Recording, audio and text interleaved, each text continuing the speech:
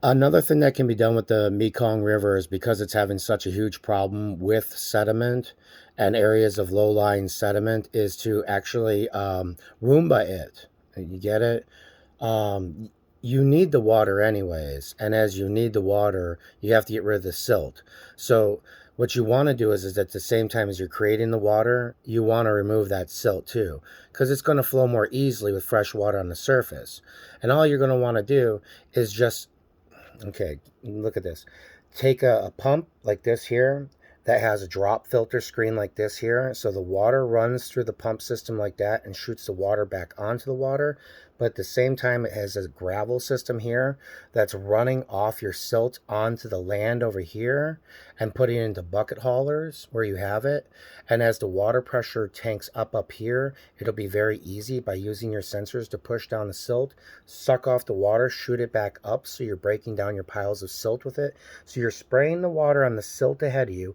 The water's coming back down the river at you. The silt's getting busted off and you're moving as units. You're sucking up the silt from the water.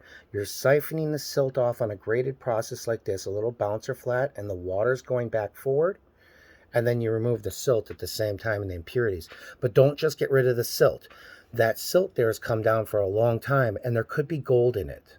There could be a lot of stuff in it.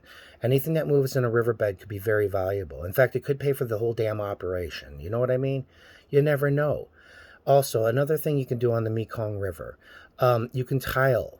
Okay, places where water runs down very easily, but there's nobody living there that could be tributaries to the Mekong River. You can tile those back. So what tiling is a way to create a structuralization so the water wants to run down without running off or without dragging in. And if you can do that too by cleaving, you'll be able to create more water. So a couple of different options there. Pumping stations that create more water for you, a floating barge system that pulls up the silty sand and shoots the water ahead of it and keeps soaking up the watery silt as it comes at it and takes the silt off where it's processed. And then obviously you're going to have to learn to when you have good times with it, because you will have good times after you've cleaned it up, ways to take the water and create tributaries with the water to store it, because in high times you don't want it to just overflow the banks.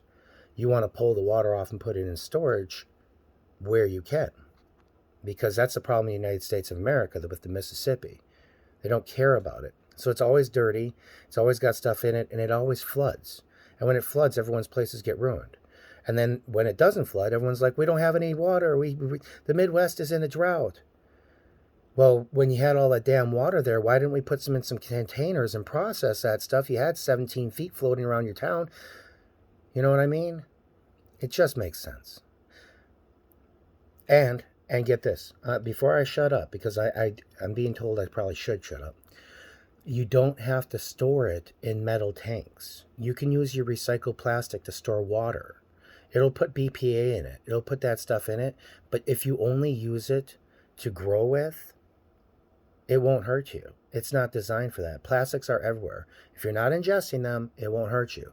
So you can make these things out of plastic and make them readily able to move if you have to. They're only meant to hold water for bad times. Potable, no. Flushable, yes.